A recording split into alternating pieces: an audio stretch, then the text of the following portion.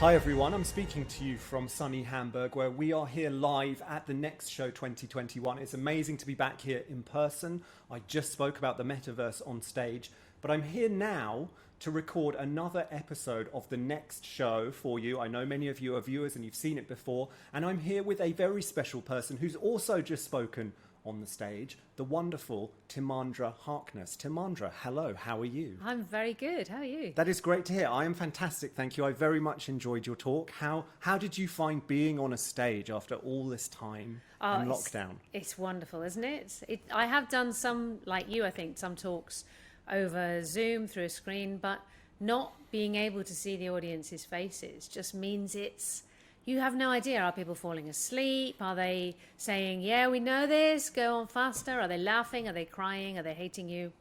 There's no way to know. So at least I could see today if people look bored. Exactly, that is the thing. And we've both done a lot. I know I have, and I'm sure you have done a lot of emoting into our laptop screens. I'd say my laptop screen has been the primary recipient of my enthusiasm and my passion for my subject matter across the last 18 months. And it's just not the same. You don't get anything back from your laptop screen. As you say, you don't really know if the people behind it are listening, if they know this, if they don't. So yeah, I'm the same. It was great to be back in front of an audience. Now, we are going to talk about big data and personalisation and the social and, dare I say, even spiritual impacts of that you talked about so well and so fascinatingly on stage. Before we dive into that, though, just give the listeners a sense of your background, where you're coming from all this from, because your background is fascinating. It spans, as we heard, the sciences and the arts. So tell us a bit about that and where you're coming from all this from. I suppose my career has been a bit of a meander. I first went to university and studied film and theatre and art. And in fact, I worked in theatres for a long time. I did comedy, I did circus very badly for a while. I realised I was never going to be a wonderful trapeze artist, so I stopped, but I did comedy. And then through that, I got interested again in science and maths, which I'd done at school. So then I went back and studied part-time. I studied mathematics and statistics. So I kind of came a circular route back to being interested in maths and data and statistics. And I first got interested about maybe 10 years ago. I noticed that statistics were everywhere in the newspapers and infographics and graphs and charts. And all the people that I knew actually hated mathematics were really excited because there was a percentage in the newspaper. So I thought this was really odd because I like mathematics. I get excited when I see numbers and graphs. But I knew all these people hated maths. So why did they love statistics so much? I thought there's something cultural happening here. And then big data came along and I thought, okay, this looks similar. And again, lots of people I know don't like maths are really excited about data. Now, I think there's some clever things happening here because I can see some of the maths going on. But why do these other people think it's so amazing? Is it just hype? Is it really going to change how we do things? And then I suppose the answer is a bit of both, really. There is a lot of hype and it's also changing what we can do. So I kind of came this very circular route back to being interested in statistics and data. Yeah, amazing journey from trapeze artistry to big data. But it is a surprising journey, but in a way it's not, because I think it's becoming ever more clear how we need new and outside perspectives. And of course, we're going to talk about all this. New and outside perspectives on what technology is doing to our societies. And those perspectives are often not being offered by the people closest to it and the people who are, developing the technologies and developing the data personalization. So in a way, it's not entirely surprising, and it's certainly very welcome that a former trapeze artist is helping us to get a grip on where we're heading. Now, you stepped into this by writing a book, Big Data, Does Size Matter, which is a brilliant title. Tell us about that book and tell us about it, and let's also talk about how it was a stepping stone to where you're at now and the talk you gave today, which we'll come on to. I as I said, I got interested in data and big data because I could see that it was a cultural phenomenon, if you like. And I wanted to find out, is this because it's really practically going to change everything? So I started looking into it more and more. I made a radio program. I was writing and researching. And I thought, yes, this is really important. But most of the people I know are too intimidated to talk about it because they think, oh, I don't understand computers. I don't understand maths. I can't have a conversation about this. So I wanted to write a book that was for anybody who'd heard the phrase and thought, I can tell this is important, but I just don't know enough even to ask the questions. So it was designed to take people really from the first question, what is data? Right through how big data works, what people are doing with it, through to some of the big social questions about privacy, about whether it takes away your autonomy, balances of power and all those things, which I think are quite familiar now. And I wanted to call it the slightly jokey title, partly because it said to people, this is not going to be too serious. This is not one of those books that's blue with the cover all covered in ones and zeros that you have to have a computer science degree to even read. This is designed for anyone who reads a newspaper. But also, of course, I don't know how much this translates, but you say to an English speaker, big data, does size matter? They're likely to answer, no, it's what you do with it that counts, because it's a bit of a double entendre. And I think that's also true of data. Like, yes, the fact we have a lot of data is important, but actually the question is what you do with it, and for whose benefit do you do it, and how intelligently do you apply the knowledge that you get from it. Interesting. Now, you were writing this, you were prescient, you were ahead of your time, because you were writing this, as you said, at a time when this wasn't really at the top of most people's agenda. Since then, we've lived through a lot. We've saw in our country Brexit and Cambridge Analytica, this big scandal about the data-fueled targeting of political advertising. Have you been aware of a big sea shift in people's attitudes to this? I mean, when you were writing it originally, I'm guessing you had to explain to a lot of people what this book was about. These days, my sense is that you wouldn't have to. Does that align with what you found? Definitely. And it's interesting that you raise the whole Cambridge Analytica thing, because when I first wrote the book, I wrote it in 2015, came out spring 2016. So ahead of the Brexit vote and the Trump vote. And in the book, I said, well, one of the uses that data is put to is the way politicians communicate with us.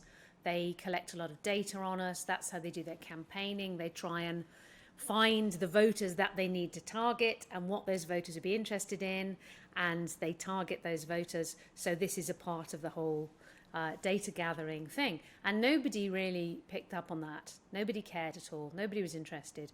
There had been some articles, in fact, in newspapers like The Guardian and some magazines in America about how Obama had brilliantly used data to win his 2 elections, and all the data targeting and how they'd used people's Facebook data to target their friends. And everybody who was writing about it said, isn't this wonderful? Because they all loved Obama. So this was great. He's so clever. He's using all this data to target people. And then in 2016, a few people said, we've discovered this terrible thing that they use data to target people, and that's why they voted for Trump, and that's why they voted Brexit. How can this be allowed? And I'm there in the corner going, it's nice that you've caught up with this, because I have been saying for a while that this is not a good way to do politics. Politics should be about debating the issues in public, not targeting someone with an advert. But don't try and pretend that this is new, that somebody's just invented this. This has been going on at least a decade.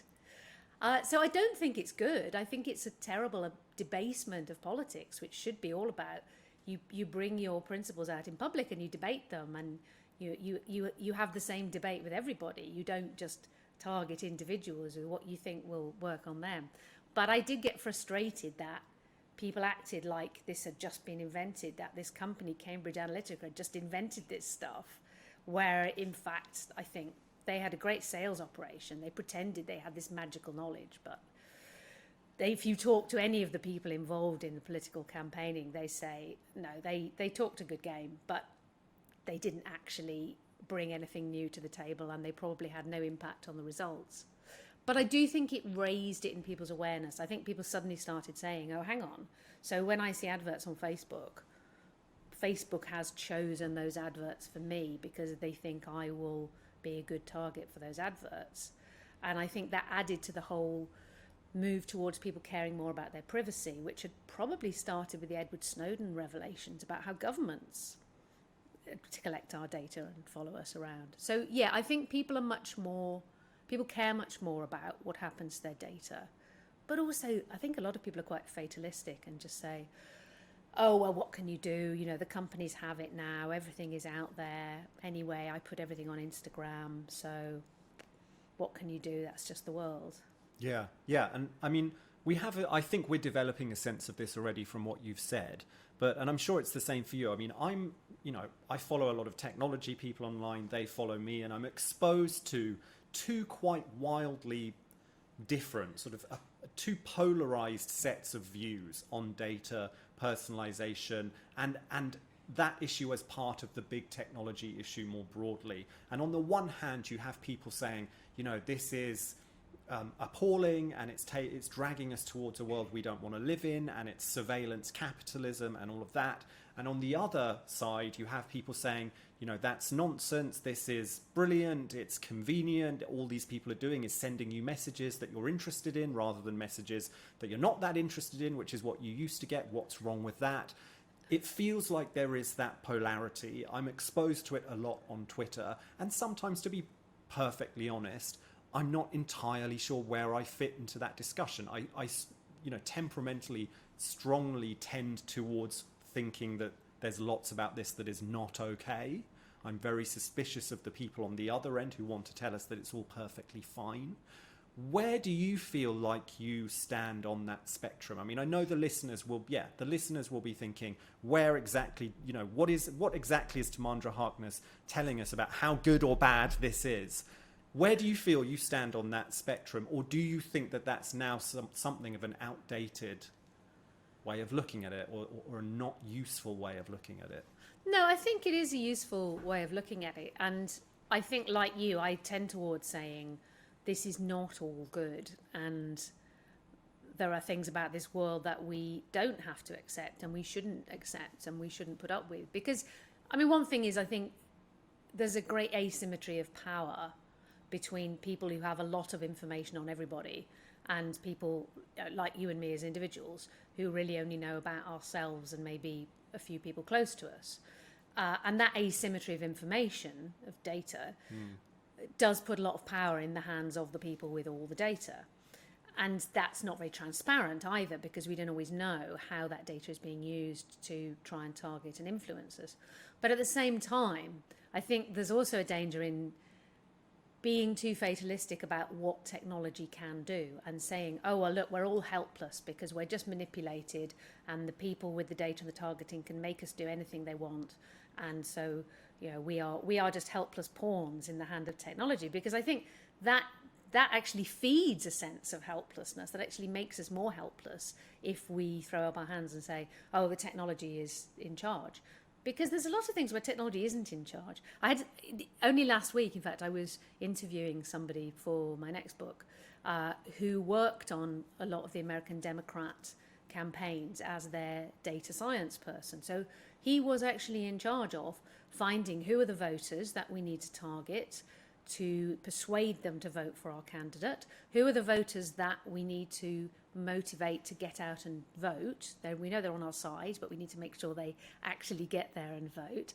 And how do we reach them with the right message that will have the effect that we want? And I said, doesn't it worry you that you are manipulating people without really their knowing what's going on by sending them targeted messages? And he said, well, I say to people, are you capable of saying no thank you to a college student who knocks on your door to say, will you vote for us? Are you capable of getting a bit of direct mail campaigning and putting it in the bin? Yes, you are. So you're equally capable of resisting these messages. And I have a lot of sympathy for that, because by the time you're an adult in this world, you've had a lot of practice resisting adverts. Right? If you couldn't resist an advert, you would not survive in this world. You'd have spent all your money by the time you'd walk down the street.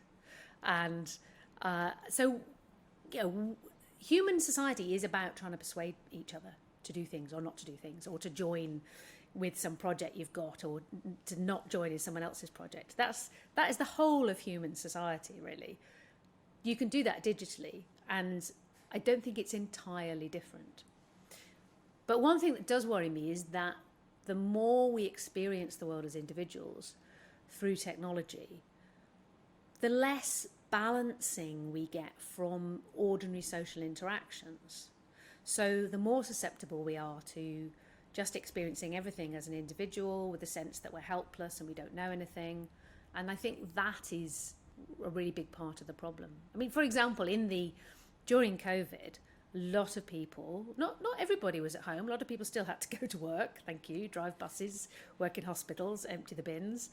But a lot of people spent a lot of time at home on the internet, and they became more susceptible, I think, to conspiracy theories, or to just being very frightened, and things where if they had just been able to go to a bar or a cafe and sit with their friends, if they had said, I don't know, you know, Bill Gates is trying to inject a microchip into you, it's not a vaccine, it's a microchip, and their friend would say, look, man, you've just come in here with your smartphone. That's got a microchip in that knows everything about you.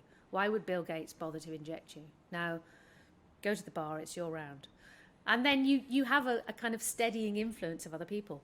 But if you're alone and relating only through the internet, I think you lose that. And that does worry me. Yeah, I think that's the same. It worries me, and I think that the impacts of that kind of atomization that we've seen in lockdown, and the way that lockdown has helped the big technology companies sort of wrap their hands around people. When you combine those two things, as you say, that gets very scary. I mean, I'm fascinated. You know, there's an idea I've long been fascinated by that's at the kind of outer edges of all this, and it was made famous by Yuval Harari when he wrote the follow-up to *Sapiens*, Homo Deus, I think it was called. And he said, you know, we're going to emerge into a world where algorithms know you better than you know yourself. You know, that phrase became very famous for a while. And he raised the question, well, he said, in a world where algorithms know you better than you know yourself, these data-fueled algorithms, our society falls apart. Because why, for example, should you bother to vote? How does voting make sense anymore when an algorithm, a data-fueled algorithm, when Facebook knows who you would like to vote for better than you know yourself? And I can't help feeling that that makes perfect sense as long as you believe that human beings are nothing more than a sort of collection of their expressed tastes and interests and past behaviours, all as instantiated in their personal data online. You know, that a human being is nothing more than their Facebook data, essentially. It just, and it's quite typical of our age, because it denudes, it strips politics of its ethical component. You know, politics delivers, or is supposed to deliver, a vision of the human good life that people can respond to ultimately on an ethical level, and an algorithm that knows all about your data and your Facebook data cannot respond to that. Politics is supposed to speak to the part of us that those things cannot capture. And it just feels so typical of our age that we've forgotten that part of what being human is. Do you know what I mean? Are you sure you haven't read my last book? Because yeah, that's absolutely, yes, absolutely what and it's this about. This is where I'm going to, because your new book is, I'm glad you say that, because your new book is The Personalised Century. And listening to you talking about it on stage reminded me of that thought about Yuval Harari and his very famous thought.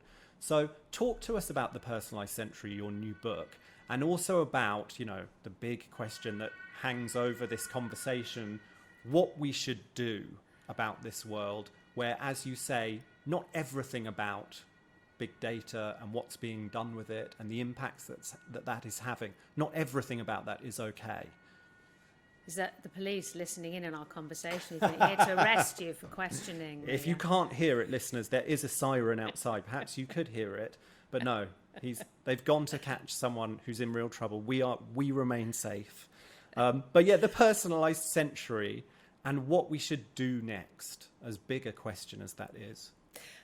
Well, I guess the new book picks up on where the last book left off, because by the end of writing the last book, I thought the kind of the most interesting and salient thing that's coming out of this is this ability to capture data on each of us, build, if you like, a virtual profile of each of us, a data profile, and then target things to that. And as you were just saying, that is not a person, it's a collection of all the data about a person that doesn't have its own independent thoughts, but it's a kind of facsimile that you can target things to.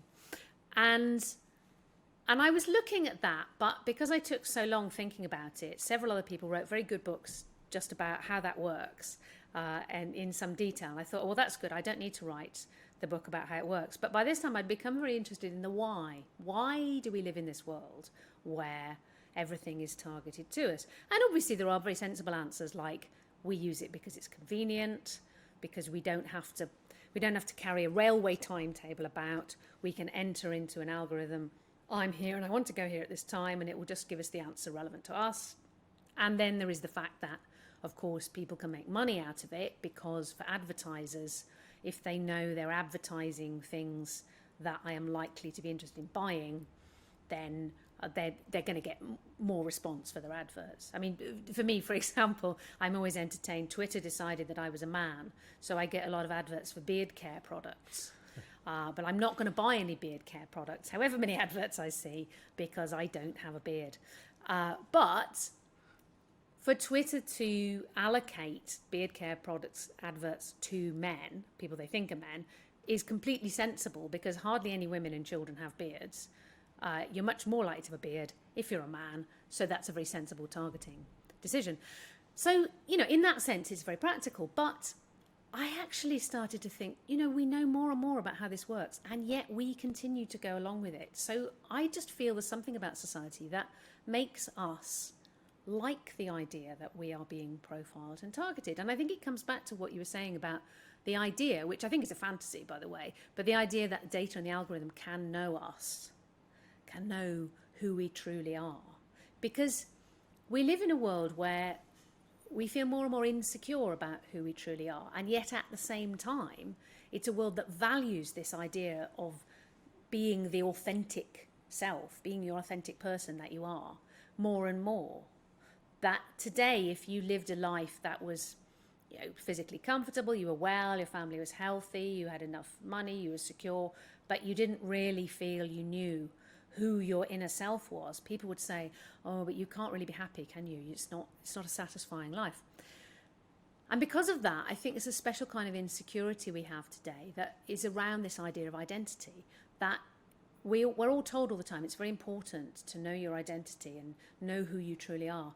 But because a lot of us are not sure about that, because it feels a bit arbitrary, because we have so many choices, we don't have to be the person that our parents or grandparents were. We can reinvent ourselves. We can have the kind of relationships we want with whoever we want. We can live where we want. We can do the kind of jobs we want. So we kind of choose who to be. But that makes it feel a bit, have we made the right choice? Could I have chosen to be somebody else equally? So we constantly need the world to reflect us back to ourselves, even when that's not even another human. Because we all want to be recognised by other humans. We all want another human to see us as we really are, because then we feel that we have a meaningful connection. But I think we're so insecure now that even if it's a machine that recognises us, even if it's an algorithm that says I am targeting you with these adverts because you are particularly artistic or discerning, or because you went to this beautiful place and you said how much you liked it, we just get that little feeling of, oh yes, no, that's me. I feel reassured about who I am. And that's why I think we live in this world. Because yes, there's lots of practical reasons and there's lots of business reasons why people would target us.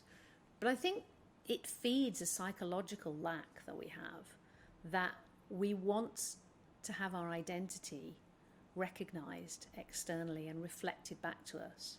We want to be able to express who we are and have that recognised and affirmed and reflected back. And that's an endless project. I mean, no machine can ever give you enough recognition of who you truly are to completely satisfy you. So it's a brilliant business model, because we will just keep going back for more, because we'll never completely be secure in our identity. And I find this set of ideas absolutely fascinating. Excuse me. And it feels to me, you talk about this psychological lack we have. And you mentioned earlier also, the diffusion of sort of atomization and slight craziness that comes when you go and see your friends and they sort of calm you down and they talk to you about X, Y, Z. It feels to me that essentially, I mean, if you want to take a historical perspective on this, it feels to me that a big part of what you're saying is that modernity has uprooted people and stripped away from them the things that traditionally granted them identity. A sense of place, a small community, probably living close to your family. They were the things that told you who you were and reflected who you were back to you. But now modernity has stripped that away for many of us, for most of us. We live in huge cities. We don't know our neighbours. We're presented with endless choice. So we feel that we can choose who we are rather than essentially being told who we are by circumstance. And that feels very liberating, but it also generates this huge sense of identity. And it's not identity crisis, sorry. And it's not hard to see a connection between that and, all the identity politics and how contested that has become recently. So it just feels a great trick of modernity to uproot us in that way, to strip away from us traditional identity, and then find ways of selling identity back to us. And now this very special way of selling it back to us, which is data-targeted ways of selling it back to us. I think that's broadly right, except the way you've described it makes it sound like it was a great plan all along. And I don't think there is such a thing as modernity which has a plan. I think it's more a case of that is how history has progressed or unravelled. But I think you really put your finger on the contradiction there, because it is liberating. I mean, I have had immensely more freedom in my life than my grandma, who grew up in a particular working class area of Grimsby, where her relatives worked on the docks. She had very few options in life, really. She married somebody local. She had 3 kids. The only time my mum's parents ever went abroad, they went abroad once, and me and my mum took them on a trip on a boat for the day, and they lived the rest of the time, her whole life, in the same area where she grew up. So, I really value the fact I've had so much more freedom than that generation had. I think that's a wonderful thing, and that people really can explore the different options that they have, the different lives they could lead. And that does mean being different people, because the life that you lead changes you as a person, and so you become a different person. All that, I think, is very positive. So it's this dilemma. Can we hang on to that freedom, the liberation, the choice, but regain that sense of belonging, that sense of community, that sense of being part of a wider shared humanity? That gives you strength and solidity. And I mean, solidarity, I think, is a word I would like to bring back and use more. And we had glimpses of that in COVID, especially at the beginning. I think there was a great upsurge of caring for each other and helping each other out. I remember in the UK, there was such an upsurge of volunteers that the official body that was meant to be allocating them couldn't keep up. They just, we had a massive upsurge of community feeling. And I feel that was rather squandered by the way that the government handled things, myself. But it's a sign that we are still capable of that. Given the opportunity, we can still band together and do things and help each other out. But I think we consciously need to say that's something that we value, and we're going to deliberately try and build that, but try and work together to find a way where you can have that cohesion and solidarity and yet hang on to the freedom to be yourself and to find out who you could be if your life goes in some direction or other. So my final question, I suppose, is, and you've hinted at an answer to this, are you hopeful? I mean, for the decade ahead, for the years ahead, do you think we will find ways to do that and have the best of both worlds? As you say, this chasing of identity through the consumer data-fueled algorithmic society is never going to entirely satisfy us. We're never going entirely to find out who we are in that way. Are you hopeful we will be able to build other ways in a world of Google and Facebook where these powers and this system feels so all-encompassing sometimes? Can we build something that's an alternative to that? I think we can. I mean, I'm always hopeful in the medium and long term. But I think we're really at a crux now where we can make decisions that could make a big difference because the pandemic kind of threw us forward into this social experiment. It was like, here's your free sample of how your life could be in 20 years' time if trends continue. And do you like that? And I think a lot of us have gone, actually, no, I don't like that. It's made me value in-person interaction. It's made me value shared experiences much more. Like, today being here with an audience, the audience is as much part of an event as the people on the stage, whether that's a talk or an arts event or even a sporting event. And I think we have had a taste, by having that taken away, of why it's valuable. But I think what really needs to happen is we need to stop saying, oh, look, it's the technology making us do this. We need to say, I'm a human. I can choose when to use technology and when not to use it. I can choose how to use it. I said in the talk, like, you can draw up a map on your phone and look at a map and use that to find where you're going. You don't have to let the phone choose the route and guide you step to step so that you switch off from the world you're walking through and only look at your phone. You can choose how to use the technology. And I think that's a good metaphor. We can all choose to use technology to stay in touch with people, to have conversations, but we don't have to use it to insulate us from people and from risky situations. Socially risky. Like having conversations that are unscripted and talking to strangers. So it's really up to us. We have a great opportunity right now to turn the wheel a bit and get this oil tanker moving in a slightly different direction. Okay, fantastic. Timandra, thank you so much. There is one more thing I'm going to ask you to do before we leave this place. If it's involving a trapeze, I'm really out of training. There's no trapezing, unless you want there to be. Sounds like you don't. But I want to take you on a journey to planet next one. Imagine this. It is the near future. There is an acute crisis on planet Earth, which is not so hard to imagine these days. Amid that crisis, a team of scientists have hit upon a daring plan. They want to travel with 1,000 specially selected pioneers far beyond the solar system to the planet next one. And there they are going to build a permanent base for human beings, a new home for humanity, a new society, because of your achievements in the realms of trapeze, comedy, and technology. You have been selected to be one of those pioneers. Before you board the rocket, there are 5 questions that you need to answer. And the first question I would like you to answer is, name one luxury object that you would like to take with you to planet next one. So something that is not essential to keep us all alive on the new planet. That's right. I think I would take some pencils and a pad of nice rough paper, because I think to be able to draw, I find a really helpful way of being able to see things in a different way. You have to pay attention to things in a different way when you draw. I'm not saying that any of my drawings would be worth putting on the wall of the space station, but for my thought process, to be able to look at things purely in terms of what's visually going on and put that down and capture it on paper, I find really helpful as a different way of looking at the world, a different way of thinking about things. I totally relate to that, because I don't think I can really think still without a pen in my hand. If I want to have proper thinking time, I need to hold a pen. Thank you. So that is yours. That is done. Now, question number 2. Name one exceptional person you would like to join you on the rocket ship. Your loved ones are already coming with you, so that's fine. You don't have to worry about them. But someone else you'd like to take.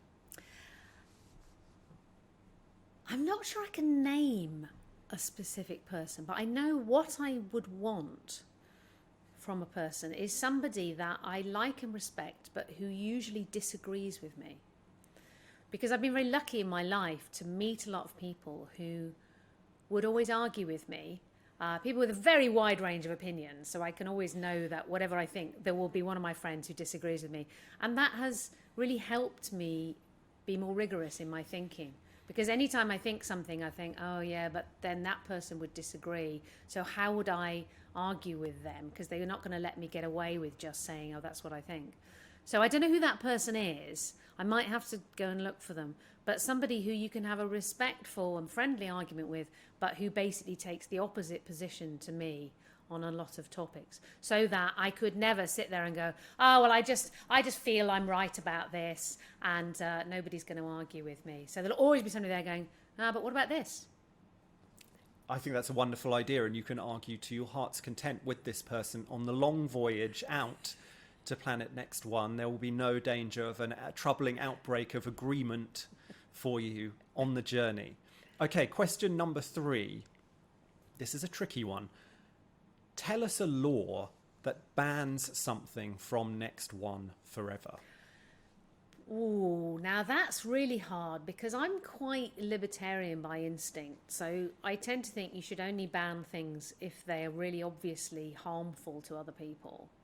And in many cases, I even think maybe you have to weigh up the harm against the harms of banning something. Am I allowed to have a law that bans using being offended as a reason to ban something? Absolutely. So you could ban something for like road safety or food safety or something, but nobody could ever say, well, I find that song or picture or opinion offensive and therefore it must be banned. So it's like a meta ban, a ban of using offence to ban. I think that's a great idea, and it echoes another of my favourite answers to this question. Essentially the same answer. Pale Aurora, who banned bans, she said, yeah, we banning is not the way I want to go. No bans. I'm with her. Yeah. I could just add my vote to hers. Really. Okay, fair enough. Yeah, so let's ban bans on Next One. Okay, question number 4. Tell us about a tradition from planet Earth that you'd love to see replicated in your new home. My first instinct is to say Christmas, because I love Christmas, and it was always a very big thing with my family growing up, really a high point of the year, and in a good way. I know for a lot of people, Christmas is really fraught because there's a lot of pressure and actually it becomes just family arguments. But I was lucky enough, we just grew up with the fun bits and the warm, happy bits and not the others. But I do think if we're taking a whole 1,000 people, we need something that brings everyone together in the way that Christmas did for my family when I grew up. So I think perhaps we need to take the tradition of a festival at the darkest point of the year with love and presents and food and lights and a general sense of new beginnings and hope in the future, and the fact that you're just at the darkest point and things will come lighter. Because I'm assuming whatever planet this is will have some kind of seasonal variation. I think that's safe to assume. So I'm going to go for a midwinter festival, and then we use the geography of the new planet and whatever is there and whatever food we have, and we create our new traditions around that general theme of hope and rebirth and light after darkness. And may I suggest the name Nextmas for this? You may. for this wonderful festival of light and rebirth. Christmas, Nextmas. Yeah, I can see where you're going. You can with see that. where I'm Let's coming put it from. to a focus group. Yeah, okay. Let's ask the 1,000 pioneers, of which you will be one, and your argumentative friend. Final question, Timandra. What book would you like to take with you? I know we live in an age of digital books and endless access to books. So it can be a book. If you'd like, it can be a film or a painting. Work of art that you'd like to take with you to Next One.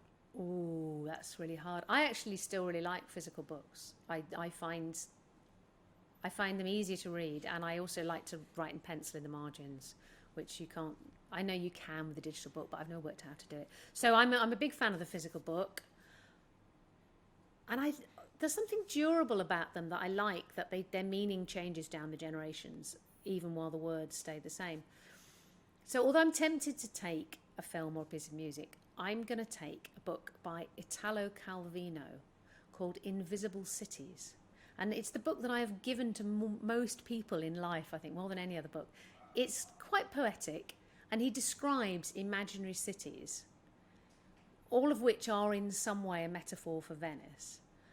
But just the act of describing them makes you imagine all these places. And I think that would be a help in starting a new world on a new world, to imagine different ways that cities might be. Not that you would use any of them as a blueprint, but just that it would remind you that there are many, many ways of humans living together in cities, and many very imaginative ways of seeing your physical environment beyond just the practical things of we need plumbing and we need energy and we need to keep warm and we need to keep dry. Fantastic. I think that's a very wise choice. There will be a lot to build on next one. I'm not sure how developed it is yet. I've heard that there's a lot to do. Timandra Harkness, thank you so much for answering our 5 next one questions. Please feel free to board the ship whenever you like. Enjoy the journey. And thank you too for speaking to us today. It's been a fascinating conversation. The book is called The Personalised Century. Possibly, although I'm still writing it, it might be called Recognised. I see. Or something else entirely. And when can readers get their hands on that Well, book? I have to finish writing it first, so it's going to be another couple of years. I think probably it will come out in 2023. Okay, everyone, keep your eyes peeled for that book by Timandra Harkness in a couple of years' time. Timandra, thank you so much for speaking to us. Thanks for talking to me. It's been a pleasure.